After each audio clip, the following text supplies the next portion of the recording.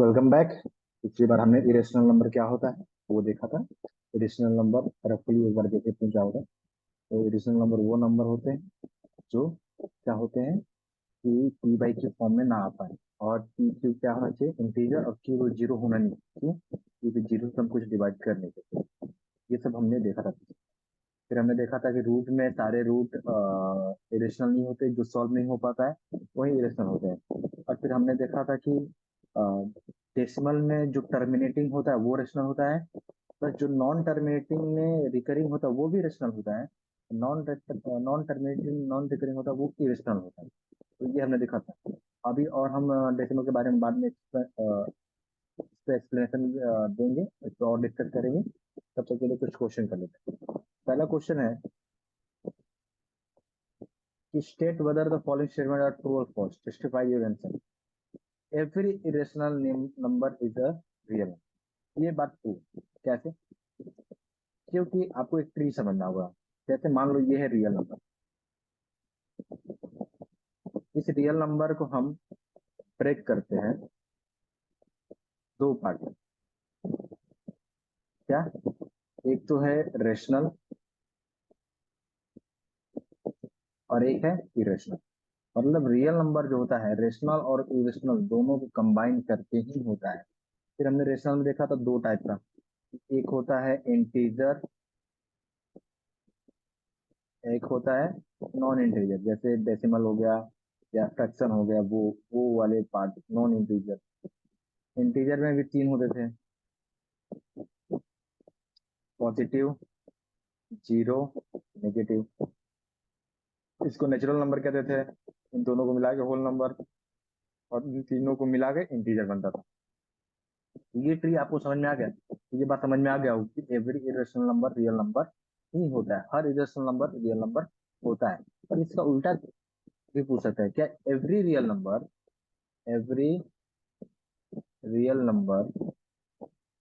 Is irrational? ऐसा पूछ सकता है। तो आप एग्जांपल दो खुद को। क्या एग्जांपल देना? जैसे मान लो टू। टू एक रियल नंबर है पर ये तो रेशनल होता है।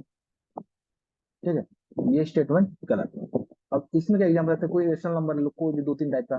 जैसे रूट टू, ये रेशनल नंबर है और ये रियल नंबर में भी आता है। क्यों रियल नंबर कहते हैं? कि इसको हम रियल नंबर पर रिप्रेजेंट कर सकते हैं, ये रियल नंबर होता है। सिंपल सी बात ये।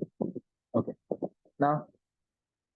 तो ये ट्रू था स्टेटमेंट, बाकी सब तो ये तो समझने वाली बात है सब। अब आगे मूव करते हैं और कर देते हैं। नेक्स्ट क्वेश्चन है कि every point on number line is in the form of root n is a natural number. Every point on the number line is of the form root n where m is a natural number. तो जितने भी point है, क्या सबको, क्या सभी point को हम रूट एम में दिखा सकते हैं where m is the natural number हो? एम क्या हो? Natural number. तो क्या सारे पॉइंट को दिखा सकते हैं? पहले तो बात ये सोचना है। तो नहीं, सारे पॉइंट्स को तो नहीं दिखा सकते। सबसे पहली बात तो आपको पता है कि, ठीक है, पहले नेचुरल नंबर सारे सारे पॉइंट को नहीं दिखा पाएंगे, क्योंकि अगर हम इसमें नेगेटिव वैल्यू ले लें जैसे -2, ये भी तो रियल नंबर पे आता है। पर ये तो नेचुरल नंबर होता ही नहीं है, ये तो इंटीजर हो गया। और हमें पता है कि रूट के अंदर अगर हो गया तो वो रियल नंबर में नहीं आता है, वो कॉम्प्लेक्स नंबर बन जाएगा। ये रियल नंबर के अंदर आता ही नहीं है, ये कॉम्प्लेक्स नंबर होता है। ये अब आगे और पढ़ेंगे ये कॉम्प्लेक्स नंबर क्या होता है। तो ये रियल नंबर पे तो आता ही नहीं। इसलिए हम कह सकते हैं कि सारे पॉइंट जो है रूट एम के फॉर्म में नहीं हो सकते हैं। और एम इज नेचुरल नंबर नहीं, अगर होगा तो एम नेचुरल नंबर नहीं। ठीक है, बाकी पॉजिटिव पॉइंट्स को दिखा सकते हैं, पॉजिटिव पॉइंट्स को दिखा सकते हैं, और सारे नहीं दिखा सकते। जैसे 2.4, 2.4 भी तो एक पॉइंट है ना, पर ये तो नहीं हो सकता। 224/10 हो जाएगा। हाँ, वो सारे दिखा सकते हैं जो इंटीजर्स, जितने इंटीजर्स हैं उन सब को दिखा सकते हैं। जैसे मैं बोलूँ 8, 8 को भी रूट में दिखा सकते हैं। 8 को रूट में दिखाना होगा तो 8 को अगर रूट में आपको दिखाना होगा, ये बनेगा 62। ठीक है, तो इस तरह से हम दिखा सकते हैं, लेकिन सारे के सारे तो हम नहीं दिखा सकते। ठीक? तो ये स्टेटमेंट क्या हो जाएगा? ये स्टेटमेंट फॉल्स हो जाएगा, ये false. Every real number is an irrational number, every real number is, कैसे, ये तो हमने बात कर लिया था पहले, फोर ले लिया हमने, फोर, फोर तो रियल नंबर है पर रेशनल है। देन ये स्टेटमेंट भी क्या होगा, तो ये था कुछ स्टेटमेंट वाइज क्वेश्चन। आगे बढ़ते हैं। Are the square root of all positive integer irrational, if not give an example of square root of number is rational. देखते हैं, सबसे पहले पॉजिटिव इंटीजर लेना है, तो पॉजिटिव इंटीजर होते कितने हैं, करीब देखिएगा, 1 2 3 4 5 6 7 एंड सो। सबसे पहले स्टार सबका स्क्वायर रूट लेते हैं, तो सबसे मान लीजिए पहले रूट वन लिया, तो रूट वन इज वन, ये तो रेशनल नहीं है, ये तो रेशनल हो गया। फिर रूट टू लेंगे तो वो रेशनल इरेशनल हो जाएगा। सिमिलरली रूट थ्री लेंगे तो इरेशनल होगा। अगर रूट फोर लेंगे तो रेशनल होगा, रेशनल होगा। एंड ऐसे क्योंकि रूट फोर का आधा टू होता है तो ये रेशनल हो जाएगा। तो इस तरह से हम सारी वैल्यू को तो नहीं कह सकते ना कि सारे इंटीजर ही इरेशनल होंगे। इस तरह से हम कहेंगे कि सारे नहीं, कुछ होंगे कुछ नहीं होंगे। ठीक। और एग्जांपल देना है तो आप एग्जांपल आपके सामने कई पड़ेंगे, ये एग्जांपल हो गया, वन हो गया, रूट फोर हो गया, रूट नाइन ले लो, रूट सिक्सटीन ले लो, मतलब जितने स्क्वायर वाले वैल्यू है सारे ले सकते हैं, तो वो रूट से खत्म हो जाएगा। तो सो दैट ओके, चलो रिप्रेजेंट करने का तरीका कि कैसे रूट वैल्यू को हम रिप्रेजेंट करें। अब ये सीखते क्यों, बात तो ये है, इसको हम सीखना ही क्यों। अगर आपको रियल लाइफ में कोई लेंथ निकालना है, जो रूट टू या रूट थ्री या रूट रूट फोर तो टू होता है, रूट फाइव है, रियल लाइफ में इतनी आपको लेंथ पड़ी, खासकर जब आप इंजीनियर बन रहे हो या जब आपको कुछ बिल्ड करना है, उसमें लेंथ की जरूरत हो और रूट के फॉर्म में लेंथ चाहिए, तब उस समय ये सब कॉन्सेप्ट आते हैं। रियल लाइफ में ऐसे बहुत नहीं देखने को मिलेगा, कि नहीं आएगा तो कुछ लाइफ नहीं चलेगी। पर जो बड़े बड़े काम होते हैं ना, जैसे कंस्ट्रक्शन हो गए, तो वहां पे जरूरत पड़ती है कि ये फ्लोर बनाना है, स्क्वायर का फॉर्म में है, तो वहां पर रूट की वैल्यू जरूरत पड़ जाती है। तो उसके लिए हमें सीखना जरूरी है कि आप ही लोग पढ़ोगे, आप ही लोग आगे बढ़ के कुछ बनोगे। तो चलो, सबसे पहले आपको एक थ्योरम याद दिलाता हूँ मैं, पाइथागोरस थ्योरम। पाइथागोरस थ्योरम क्या है वो थ्योरम है कि अगर एक ट्रायंगल ले ले, हम राइट एंगल ट्रायंगल ले ले, तो ये परपेंडिकुलर बेस और ये लॉन्गेस्ट साइड हाइपोटेनस। तो कहता है कि जो हाइपोटेनस का स्क्वायर होता है वो परपेंडिकुलर का स्क्वायर और बेस का स्क्वायर। समझ में आया? ठीक है। अगर हम एक ऐसा ट्रायंगल बनाए जिसका लेंथ हो एक यूनिट मतलब 1 मीटर भी ले सकते हैं, 1 सेंटीमीटर भी, और 1 यूनिट परपेंडिकुलर हो, और इसका हम हाइपोटेनस बना दे, तो क्या होता है, हाइपोटेनस का स्क्वायर इक्वल टू वन का स्क्वायर प्लस वन का स्क्वायर इज टू, और एच की वैल्यू हो जाएगी रूट टू। तो नहीं, अगर आपको नंबर लाइन पे रूट टू बनाना है, इसके लिए आप क्या करना है, आप एक नंबर लाइन ड्रॉ करो, जैसे एक मिनट, हाँ, एक नंबर लाइन ड्रॉ करो आप, उस पे 1 यूनिट का लेंथ लो, ये मान लो 1 यूनिट है, 1 सेंटीमीटर ले लिया, 1 यूनिट ले लिया, 1 यूनिट लिख दो, यूनिट आप कोई भी लेंथ लो, बस उसको 1 यूनिट दिखा दो, और सेम लेंथ का 1 यूनिट और लो, 1 यूनिट और लेना है आपको। और इसका ये ध्यान रखें, जब ये लाइन बनाना, नंबर लाइन पे जब हम लाइन बनाएंगे, तो ये परपेंडिकुलर होना चाहिए। यहाँ जीरो है, मान लीजिए ये वन है, ये आगे चल के टू होगा, तो ये परपेंडिकुलर होना चाहिए। जब ये परपेंडिकुलर हम 90 डिग्री बना लेंगे, इस पे एक हम लेंथ मिला लेंगे,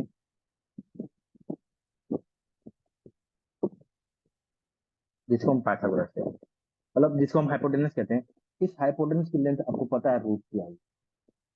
अब आपको क्या करना है, एक कंपास लेना है, कंपास जो इस टाइप का है, दोनों पॉइंट लगाना है, मतलब यहाँ पर मैं आपको दिखा रहा हूँ, यहाँ पर आपको कंपास रखना है और इतना मेजरमेंट लेना है, और यहाँ से एक चौक, एक क्या कर देना, आर्क बना देना है।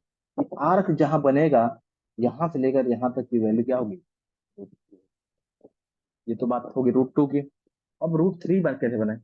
√3 बनाना है तो आपको फिर हाइपोटेनस लेना पड़ेगा। तो अगर आप रूट का स्क्वायर करते हो ना, तो रूट खत्म हो जाता है और उसमें 1 जोड़ देंगे तो 3 हो जाएगा। तो ये 2 + 3 हाइपोटेनस का स्क्वायर, नहीं सॉरी, ये 2, ये 2 + 1 और हाइपोटेनस का square equal to 3, hypotenuse equal to √3।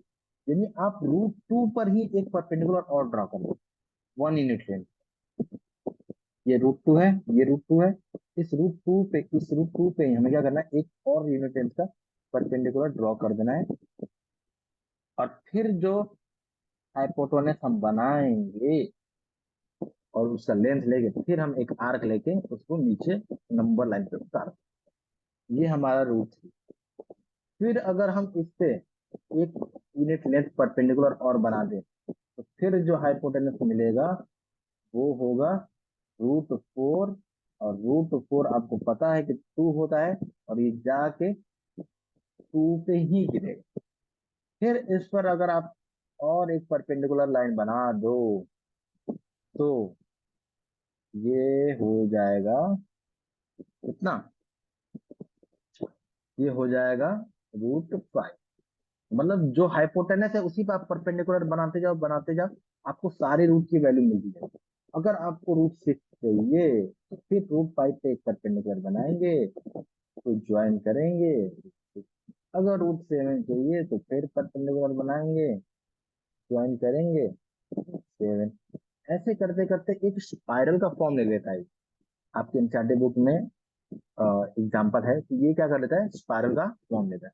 तो हमारा काम तो यहीं पर हो गया था कि √5 का यहाँ से यहाँ तक मेजरमेंट लेंगे, यहाँ से यहाँ तक का मेजरमेंट लेंगे, और इसको जो है हम एक आर्क बनाकर उतार देंगे। हमारा आंसर अप्रोक्स 2.24 जितना आएगा।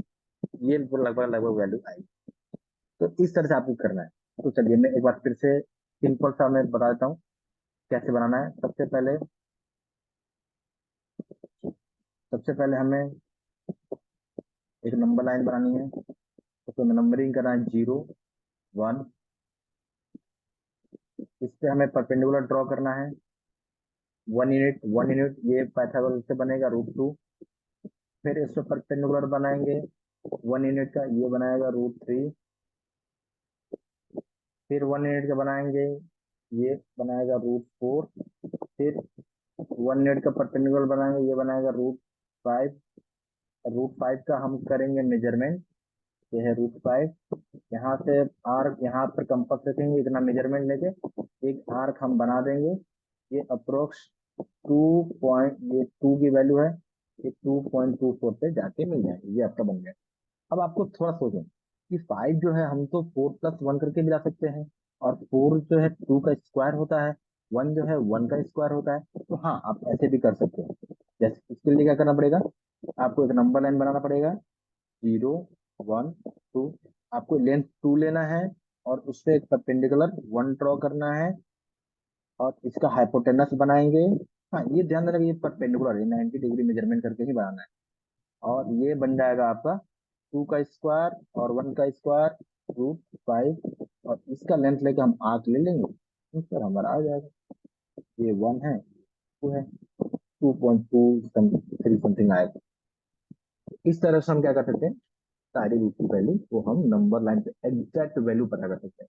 अप्रोक्स नहीं, एग्जैक्ट वैल्यू पता कर सकते हैं कि लेंथ कितनी है। तो ये था हमारा एक्सरसाइज।